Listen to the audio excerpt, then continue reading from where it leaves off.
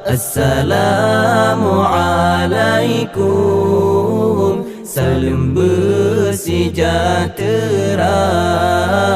Gerakan-rakan Bandung yang seiman seagama, mudah-mudahan berselamat iman, bahagia hidup dunia ngan akhirat. Mudah-mudahan berselamat iman, bahagia hidup dunia ngan akhirat.